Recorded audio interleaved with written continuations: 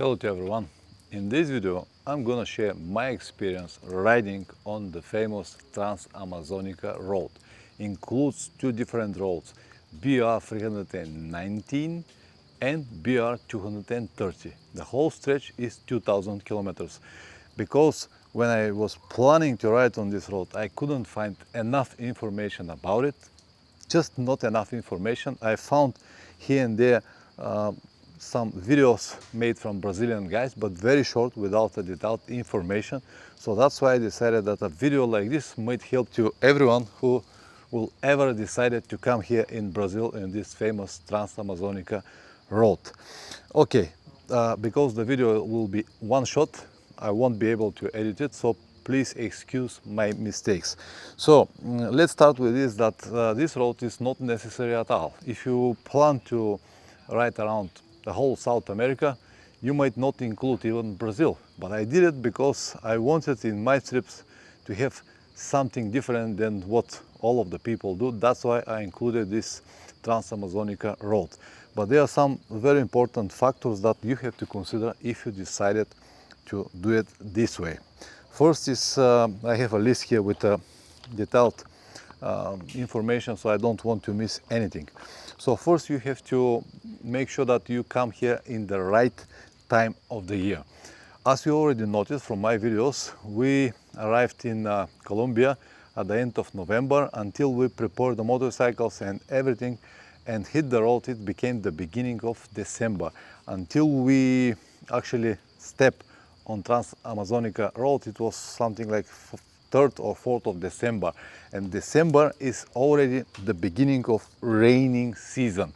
Just the beginning. The worst raining season in this area are January and February. Then it rains like a hell and you cannot really do anything about it. So the first very important obstacle that you have to solve, or the first problem that you have to solve, is to come here on the right part of the year. This is the first one. The second is to have the correct motorcycle.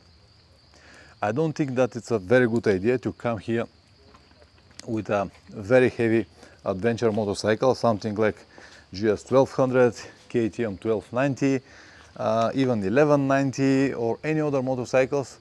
I'm not saying that it is impossible to go with this type of motorcycles, but the lighter you are, the better it's going to be for you. Even if you're professional, you know how to ride and you have the right skills, the lighter you are, the easier it's going to be for you. So make sure that you come here with the right motorcycles. As you already know, we ride this Honda XRE motorcycles. They are only 300cc, but in my opinion this is a perfect budget option if you plan to travel around South America, especially around this Trans-Amazonica road in Brazil.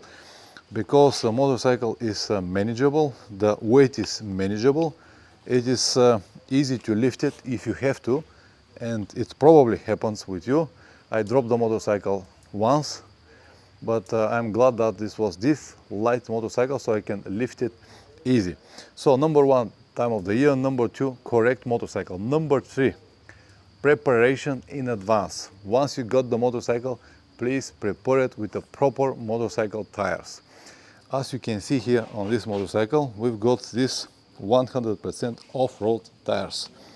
The brand is Rinaldi or something like that. It's Brazilian brand, doesn't matter, it's not the best off-road tire, but it is still off-road tire and provide the best possible grip that you're gonna need on this Trans-Amazonica road.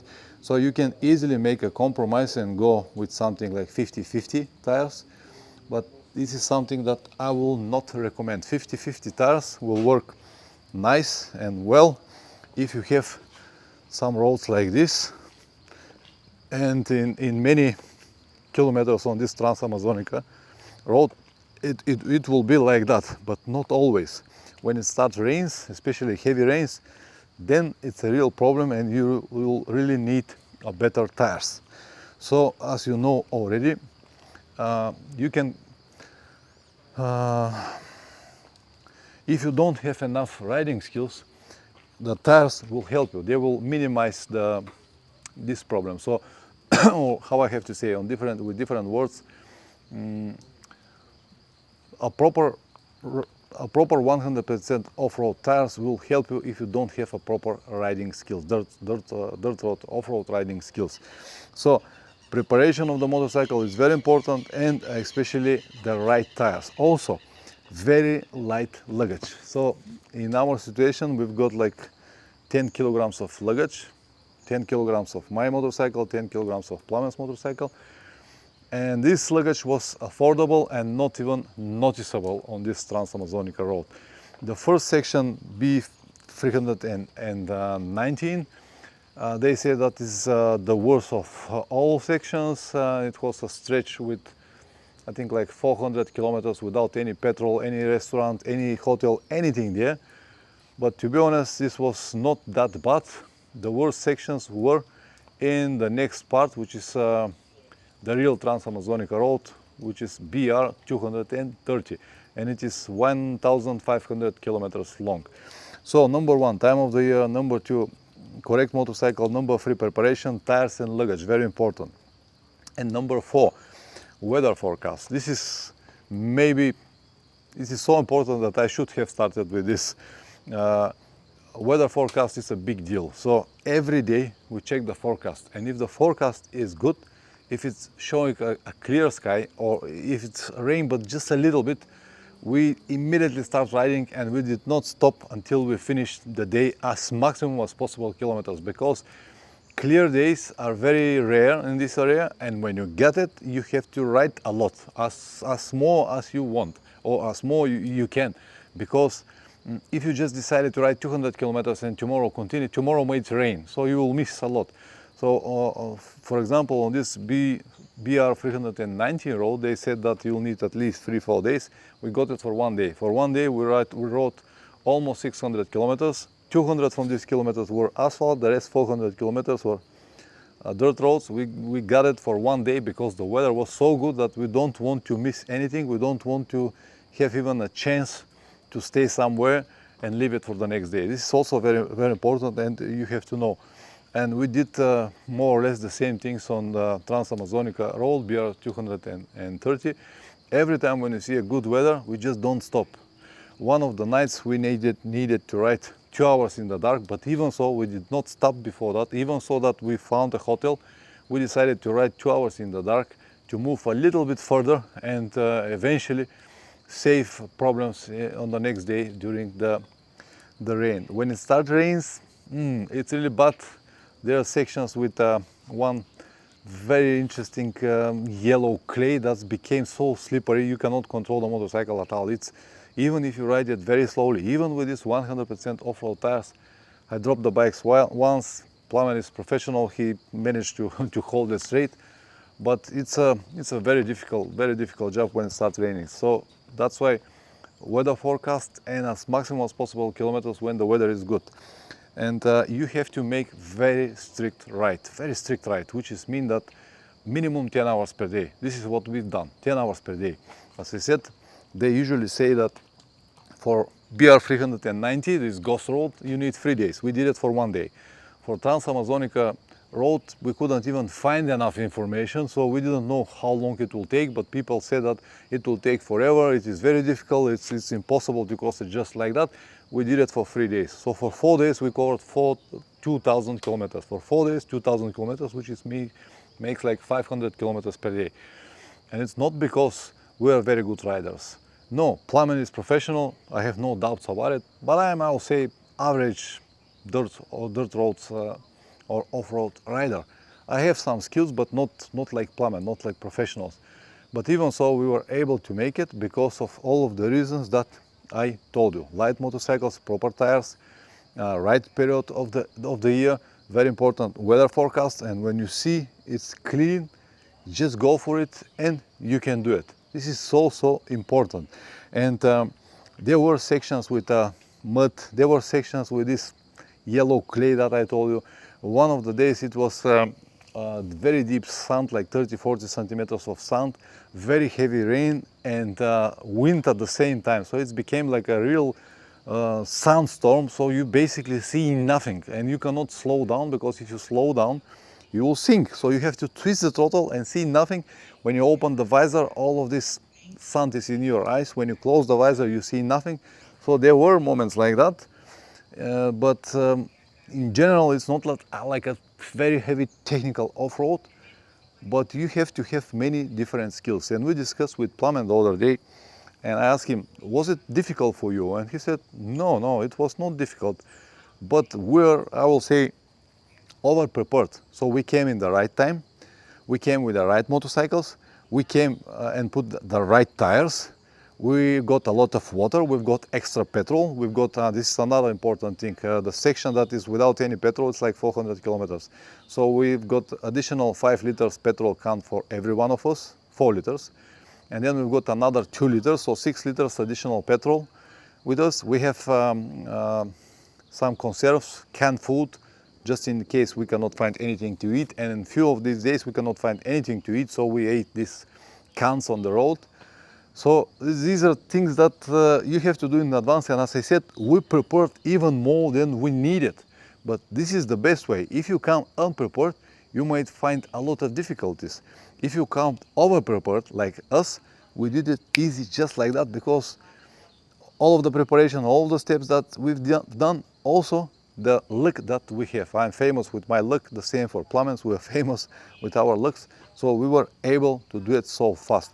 But don't make these mistakes, don't over or underestimate the situations, because it could easily transfer into disaster, especially if you have a moment with a lot of rain and if you're not prepared with the right tires. We saw in many places local guys with just normal motorcycles, 150cc, with 3 tires, man, it's disaster. They cannot move at all. We, with our tires, we were fine. But if you come here unprepared, it's very bad. That's why all of the comments from all people that already been there are, oh, don't go there, it's very bad, you can't cross it now, you have to come in the summer when it's dry and all stuff like that. It's not exactly like that, but if you underestimate the situation, you might be in trouble. I really hope that you understand what I mean. It's absolutely possible. It is not the most difficult track on the world, but always keep in mind that I have ridden in this type of roads many times. Plamen is professional off-road racer, so we might not be an example. If you just decided to come here just like that, with your heavy motorcycle, with 50-50 tires, or even worse, 3 tires, and believing that you're gonna do it just like that, it might be a problem. I even asked him today, what will be your opinion about this road if you want to tell to someone? And he said, I'll say that it was easy for me, but it could be also very difficult for someone. So it is the same to my opinion. It could be very easy, so we did it, I'll say easy, but we were lucky, and all of the things that I already listed. So I hope that this information will help to someone who seek for information for this area. The information that we got, just that it was very important information, but I got it first from Ron from Venezuela. Thank you very much, Ron.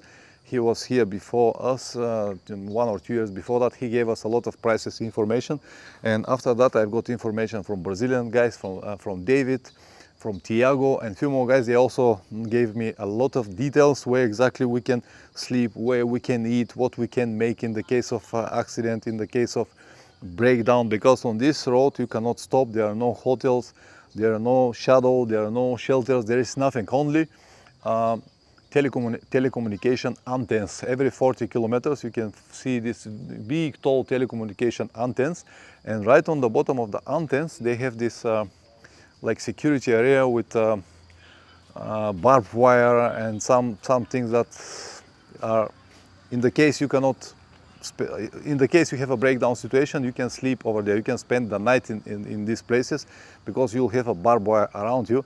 And if you decided to sleep outside, there are a lot of predators like jaguars, leopards, panteras, and deadly animals. So you cannot really sleep outside, but in these antennas you can do it. So once again, thank you to all of these guys, and I hope that this information will help to at least one person. If so, please press like or dislike, whatever the video deserves. If you subscribe, even better. On my second channel, Motorcycle Adventure Travel Videos, at the moment I upload short updates from the whole trip, and I already have like, I don't know, 6-7 videos from from Trans-Amazonica Road. But of course, when I get back home, safe in one piece, I'm gonna make a very detailed episodes for every day, every place that we stop, every food that we ate everything. So this might be a good reason for you to subscribe. Anyway, the video is long enough. Now we're gonna eat something with Plamen. We've got this nice hotel here for tonight, and we are already out of the mud, out of the dangerous zone, so we can relax a little bit now and continue to our journey. Thank you very much for the third time already, and see you in the next video. Ciao.